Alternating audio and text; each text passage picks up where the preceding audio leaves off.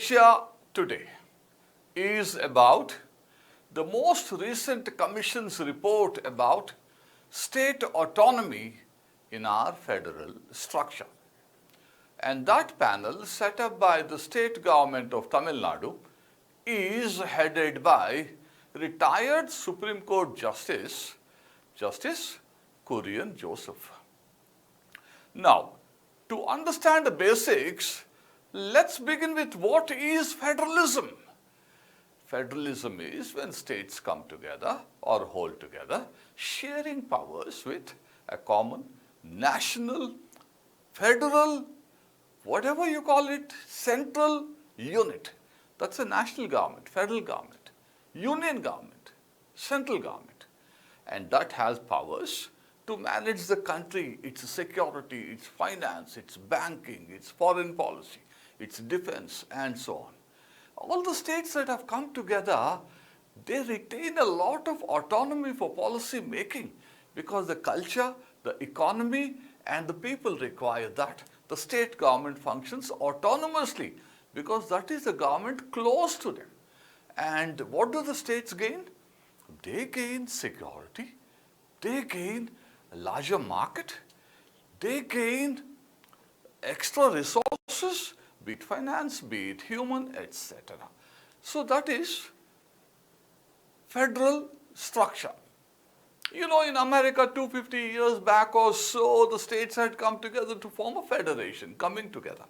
In India, the states never came together. They had already been together and they had to hold it together. That is, there is a union government and there are state governments. And in a holding together federation like ours, the union government is generally much, much stronger. So there is a centralized federation. And in India, we had to see the states' reorganization and so on. So we gave the union government even more power. But the working of the federation since our independence has been to the effect of centralizing more and more because, you know, you remember the partition, the Fissiparous centrifugal forces are multi-religious, multicultural, and multi-developmental stages, and so on and so forth. So we endowed the central government with enormous powers, and you call it Quasi-Federation. That is a federation. You resemble a federation. Quasi means resembling. Now the point is, when the center is acquiring more and more powers, the states are feeling like they are municipalities and their existence and functioning is at the mercy of the union government. That is why in 1969, Tamil Nadu government set up the Rajamannar panel to look into the union-state relations and find ways of leaving the states with greater autonomy. And that was by the state government of Tamil Nadu. No other state set up a panel to look into the union-state relations. And over a period of time, when the states felt more and more aggrieved and subordinated and the federation was losing its substance, in 1984, the union government set up the Sarkaria Commission. Sarkaria Commission initially was about the role of the governor in the union-state relations, but later its ambit grew to encompass the entire union-state relations. And its report came out in 1988. After that, another big panel was the Punchhi Commission, whose report came in 2010. And after that, you have the retired Supreme Court Justice Kurian Joseph heading the panel. Its part one of the report has already been submitted in February this year to the government of Tamil Nadu. And more reports have to come. They are expected this year and next year. So this is a brief history to what is a federation, why should the states be autonomous, etc., etc. Now I want to shift the focus to the Justice Retired Kurian Joseph Committee's report and what it contains. Basics. Let us start with state autonomy. Autonomy of the state. That is, states having their own powers and not being dependent on the center, be it in making the law, be it in the implementation of the law. Making the law, remember, there are 61 subjects in the state list in the 7th schedule.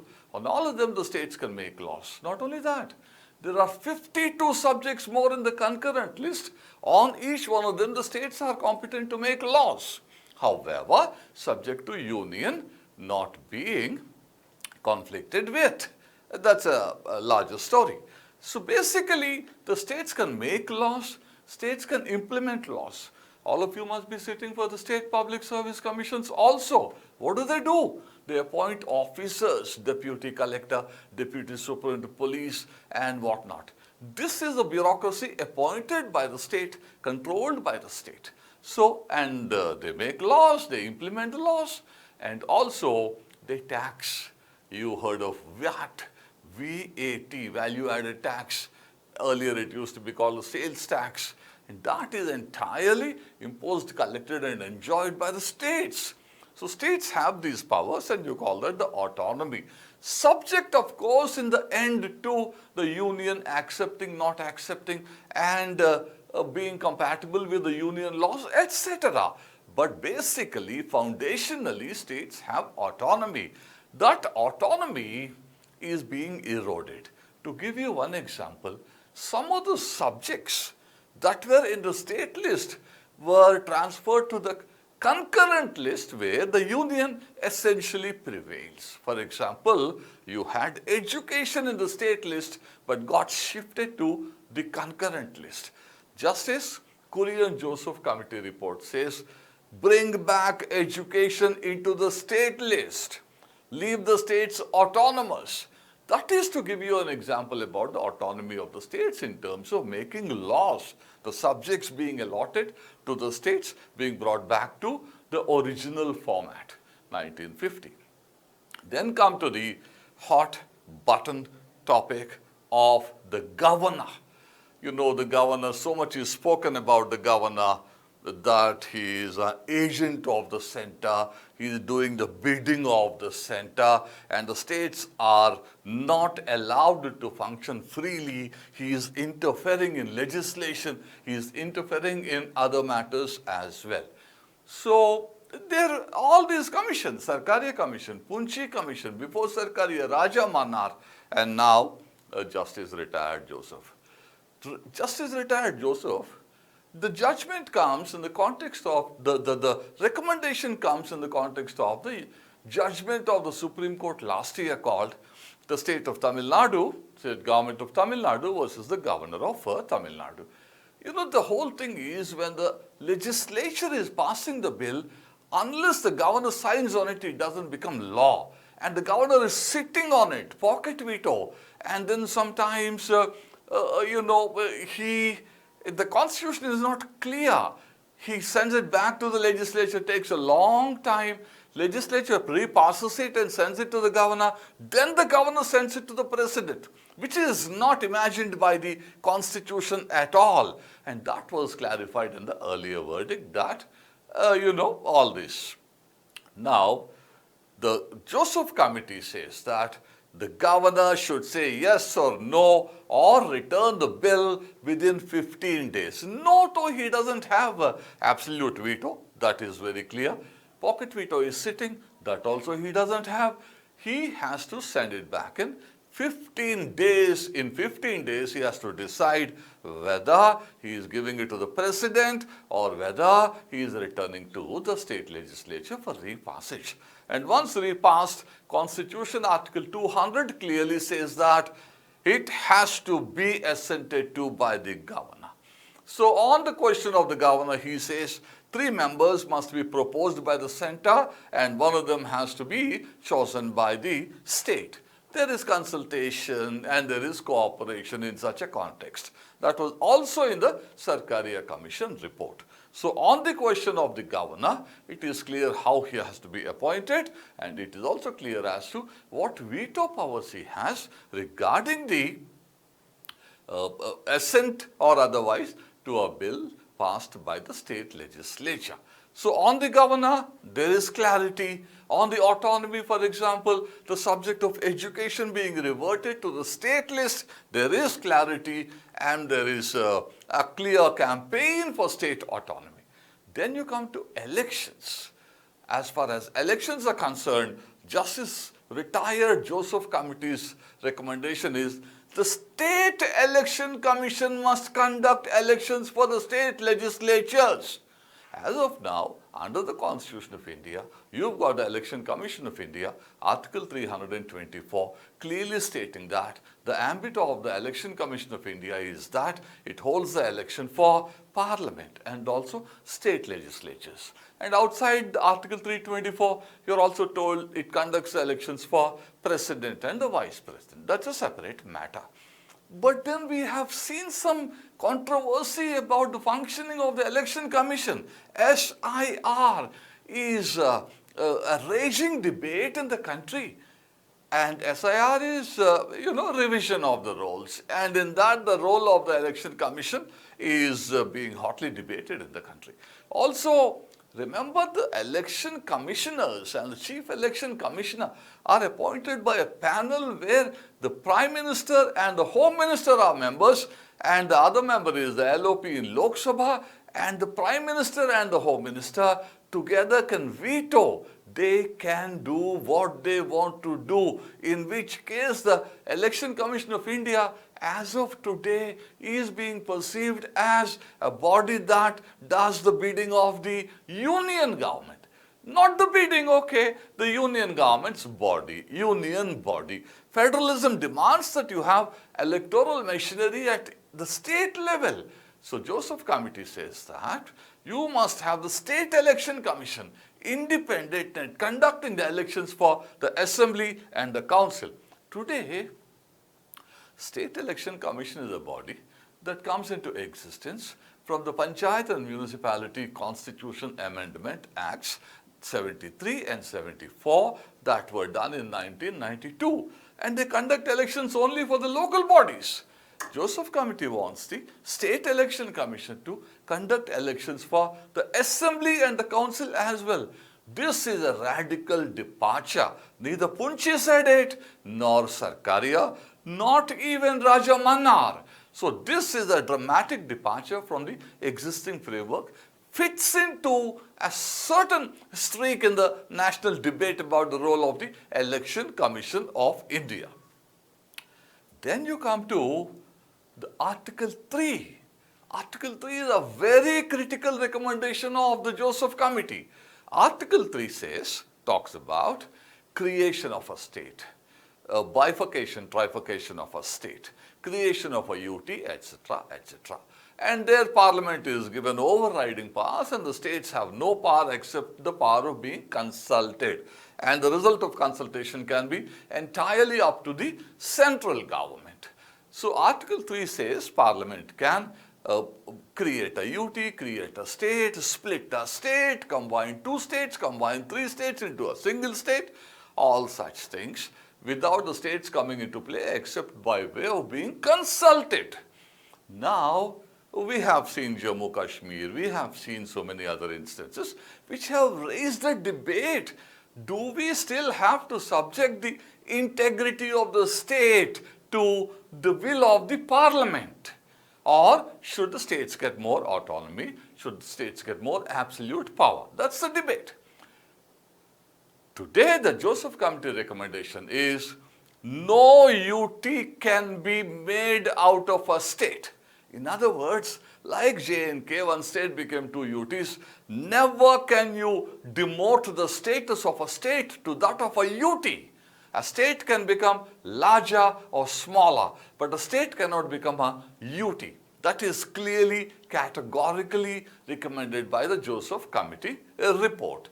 Now, it also further says that unless the state accepts the centre's proposal to create another state out of it, or take away a bit of territory from one state and give it to another state, or take away territory of 2, 3 or more states and combine them together into a single state, unless the state or states concerned accept the proposal of the Union Parliament cannot do it.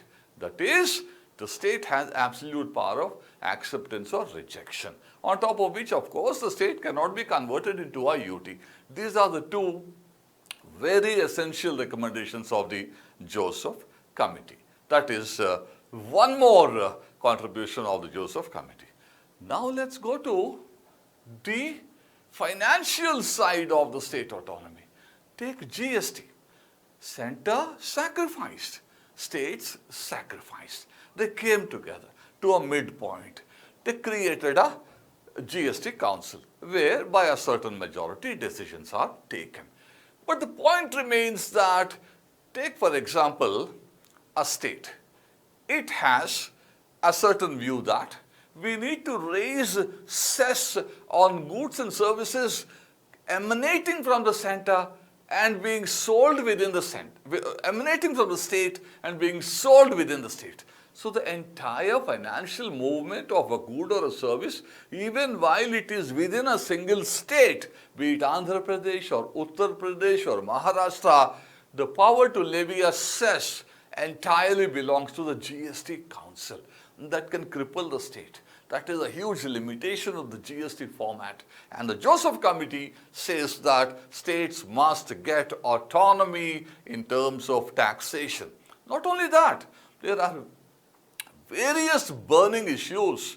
For example, the cess that is imposed and collected by the center is entirely appropriated by the center, even though that is constitutional. When the Constitution was created in 1950, came into force in 1950, today it requires a real look, because that constitutes lakhs of crores of rupees going entirely into the union kitty, the Consolidated Fund of India, and if the states are given a share of that, that will make our cooperative federalism even more rich. So that is about the financial side of it.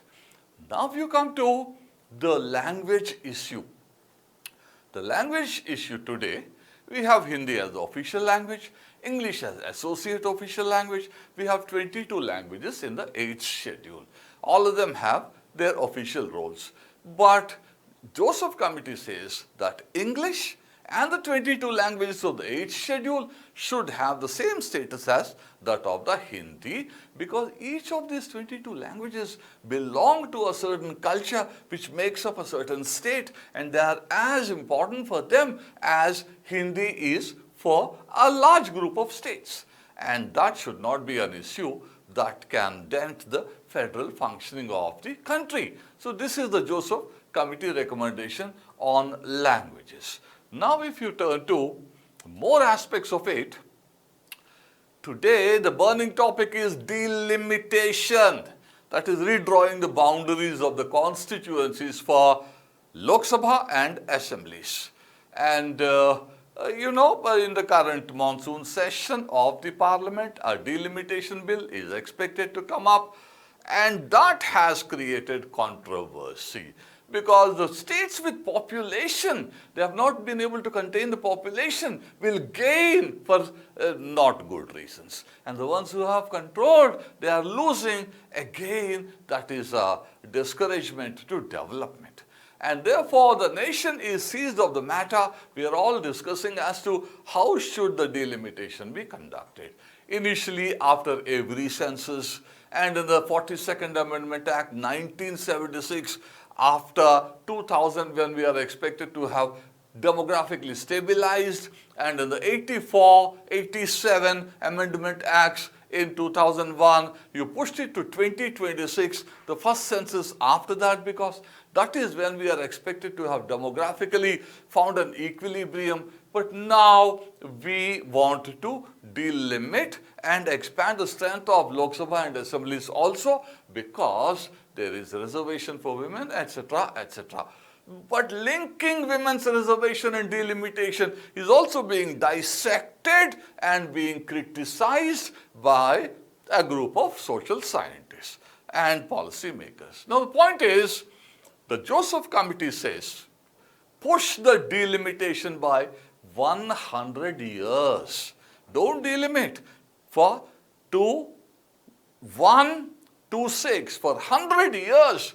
Don't delimit, push it by 100 because that is a divisive matter. And you know, anti-defection law is everywhere. Today also in the Indian Express, you see an article about anti-defection law. You see articles about it everywhere, all the time. And anti-defection law, nobody says is working well. And there are so many aspects of it that require surgery, that comprehensive analysis of it is required.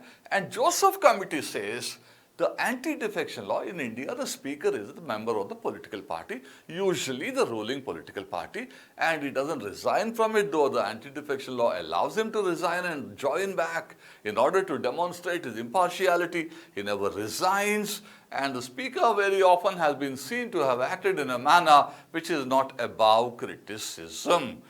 So, you know, the best is transfer it to a dedicated tribunal, governor or president. But the Joseph Committee says the powers of the speaker given under the anti-defection law should be transferred to the high courts because they are independent judicial bodies. That is what the Joseph Committee says about the anti-defection law. And again, you know, anti-defection law relates to elections. Conducting elections of the Assembly and the Council by the State Election Commission, that is also an electoral reform. And another electoral reform that the Joseph Committee says is one nation, one election. While there are aspects of it that commend it for good reasons, Joseph Committee is against it because it dilutes federalism, it dilutes accountability. Remember, in the UPSC, about 10 years back, in the main examination, there was a question about accountability and one nation and one election idea. The 129th Constitution Amendment Bill is going to bring this issue for legislation, the amendment to the Constitution. Joseph Committee is against it.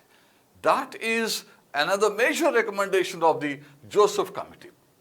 So we have seen all aspects of the Joseph Committee, and what is the basic thrust? The basic thrust is in 1950, when the Constitution was brought into force, the nation had a certain political, economic, developmental and cultural status. Today, we have come 76 years since then, and if you look at the time that has passed since the independence, it is about 80 years. So, we have come a long way, and the states want to stick together as India, Bharat. It's a matter of pride for them. So, suspecting and being worried about secessionist movements, that worry has no relevance anymore. Therefore, time has come to really look at the federal constitution, reset it so that states get new powers and regain their old powers so that India can go great towards 2047 when we expect to become the developed country that is Viksit Bharat. Thank you so much. In order to have more details, comprehensive treatment of the federal structure in India as we have been progressing since 1950, read this book. It has all the details. Thank you.